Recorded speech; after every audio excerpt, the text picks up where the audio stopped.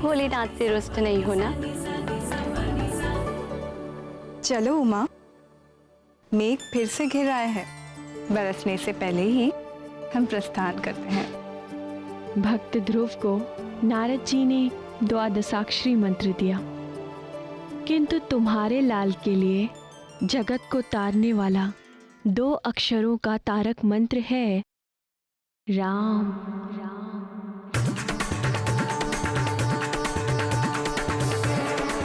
राम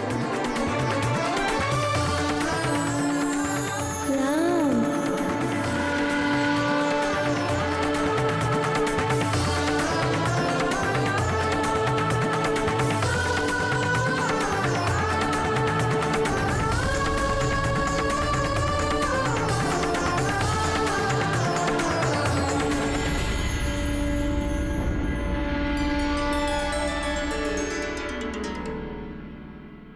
अब हम सबको आज्ञा दीजिए।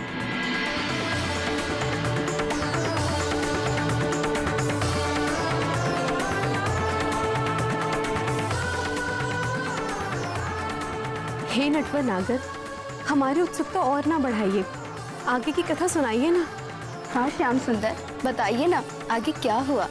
मेरे संकट मोचन का जन्म होता, इसके पहले ही उनके प्राणों को संकट में डालने वाला एक शत्रु उपस्थित हो गया। अजन्मे शिशु का शत्रु? ऐसी नीचता किसने की नाथ? वानर राज केसरी के सुमेरु राज्य के समीप ही किष्किंधा पर्वत पर वानरों के राजा ऋक्ष राज शासन करते थे। किशोर आयु के उनके 2 बड़े पराक्रमी पुत्र थे, बाली और सुग्रीव।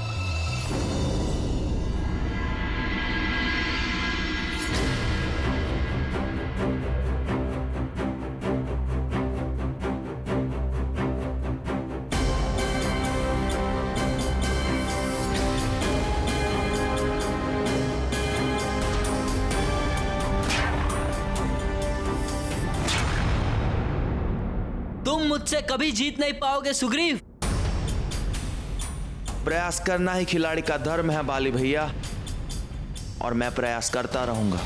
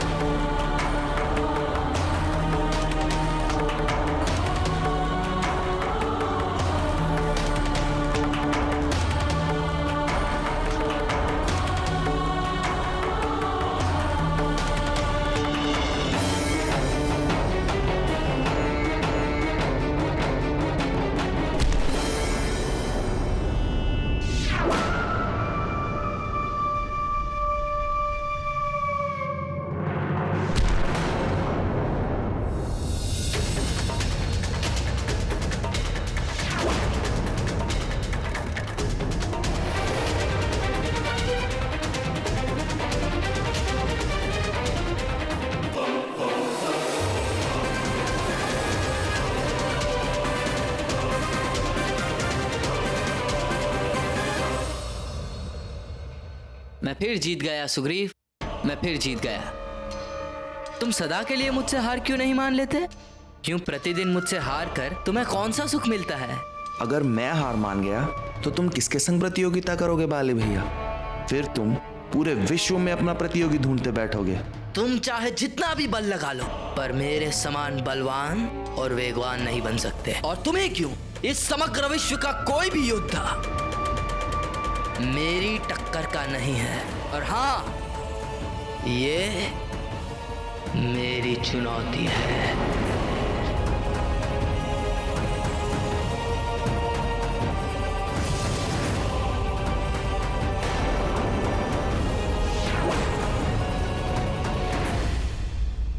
तो एक और चुनौती के लिए तैयार हो? तैयार हूं बाली भैया।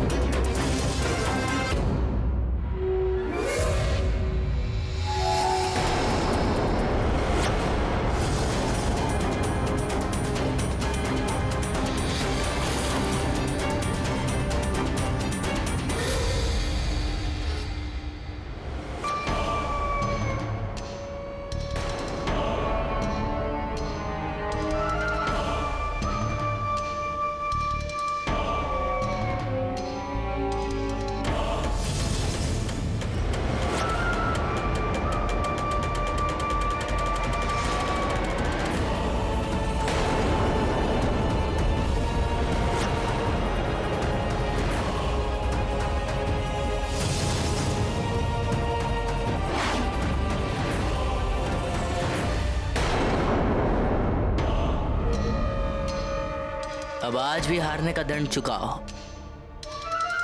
जाओ मेरे लिए केले लेके आओ।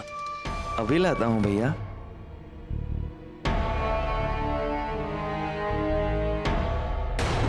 मैं अजय हूँ और मुझे कोई हरा नहीं सकता। श्रीमन नारायण नारायण।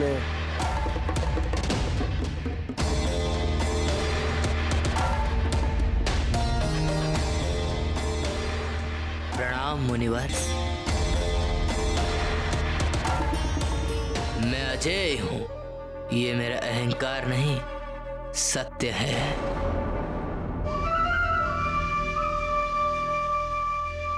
आज अजय हो, कल हो ना हो। ऐसा नहीं हो सकता। मेरा भाई सुग्रीव सूर्य समान तेजस्वी और बलशाही है, और जब वो मेरे तेज और बल का सामना करने में असमर्थ रहा तो और किसी का क्या सामर्थ्य।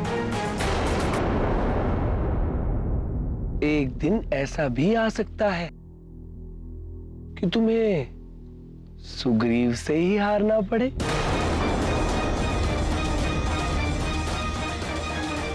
इसलिए कहता हूं कि अपने बल का अहंकार ना करो।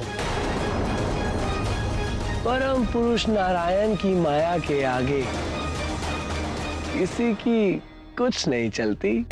हे मुनिवर, क्या सचमुच ऐसा हो सकता है? हो सकता नहीं, ऐसा ही होगा।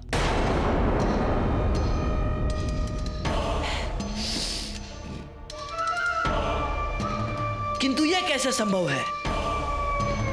मैं नहीं मानता। संभव है।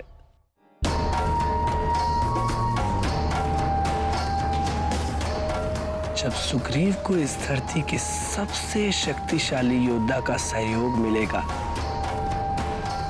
तो तुम्हारी हार होकर रहेगी।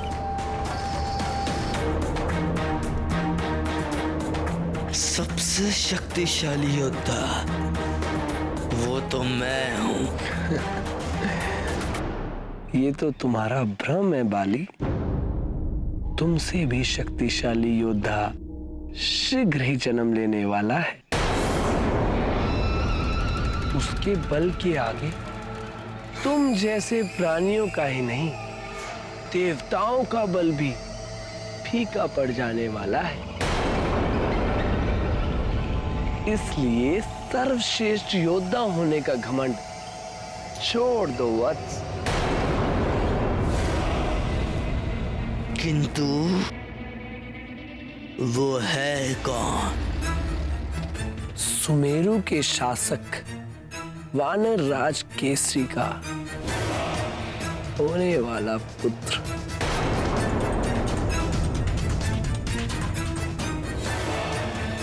श्रीमन नारायण नारायण हरे।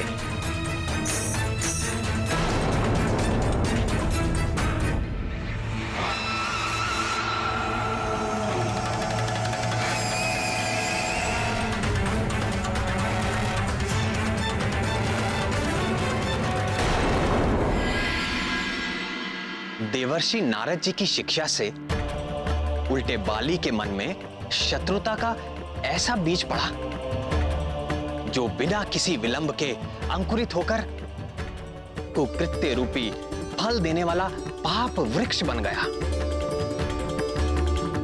किंतु हे सर्वज्ञ सर्वेश्वर, नारद जी तो देवर्षि है।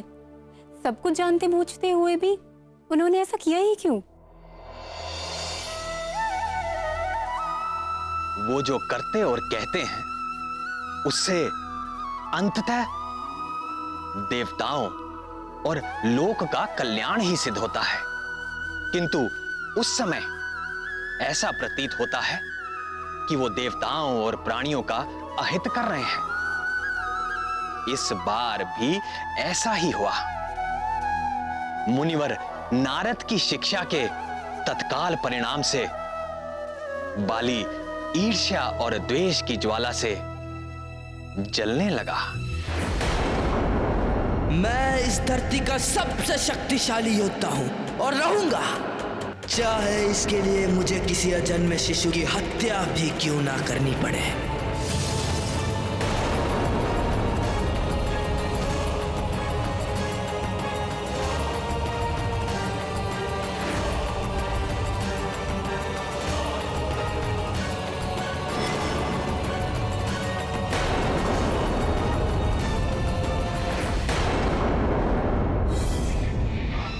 मुझे ऐसा रसायन चाहिए जिसे खाकर तत्काल मृत्यु हो जाए।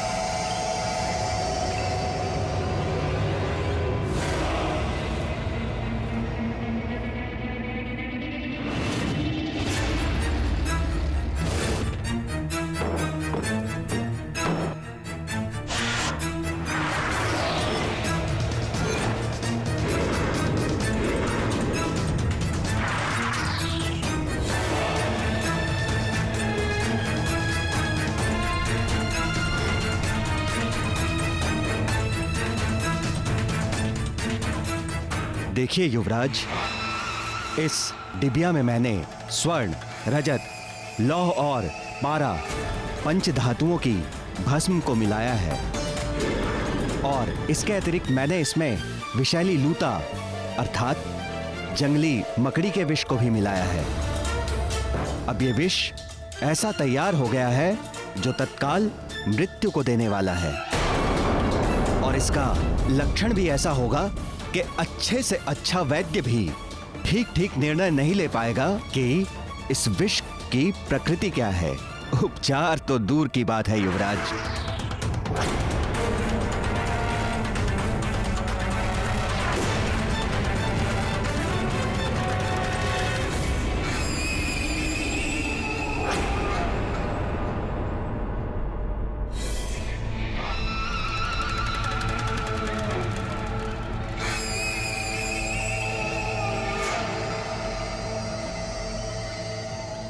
महारानी के लिए खीर बन गई, ठंडी होने के लिए रख दो। बाली अपने प्रतियोगी को जन्म लेने से पूर्व ही मार देने का हठ ठान चुका था।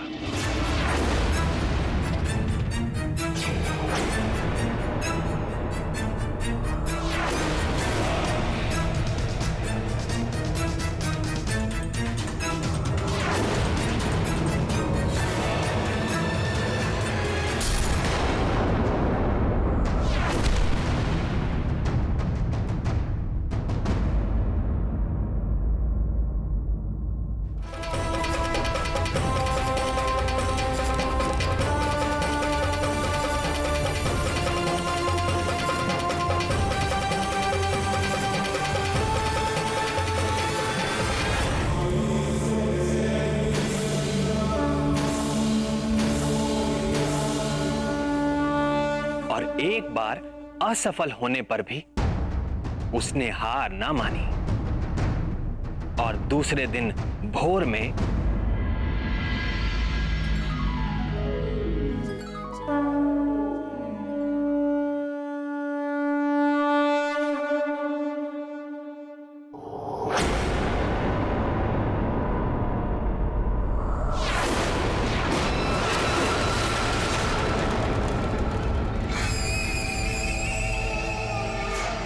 पुरोहित जी कहां चले गए आज?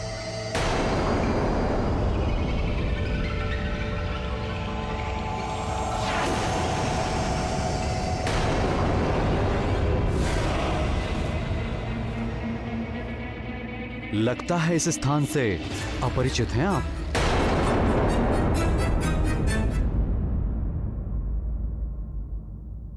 भूल तो हुई है।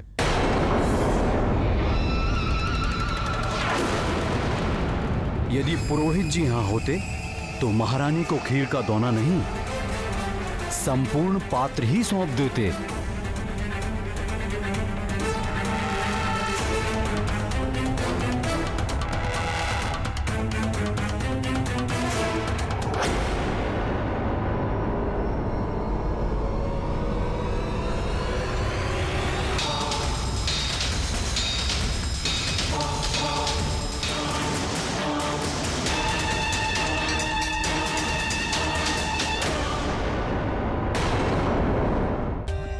For more updates, subscribe to our channel, click the show links and enjoy watching the videos.